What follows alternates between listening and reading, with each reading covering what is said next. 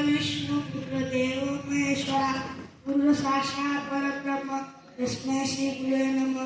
कृष्णाय वासुदेवाय हरे परमात्मने नमः गोविंदाय नमो नमः।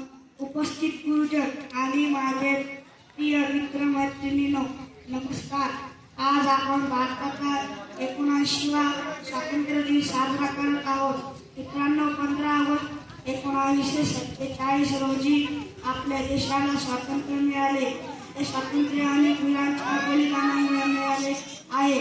आज आपण महात्मा गांधी, भगतसिंग, नेताजी सुभाषचंद्र बोस इतर सर्व स्वातंत्र्य सैनिकांना विनम्र अभिवादन करूया।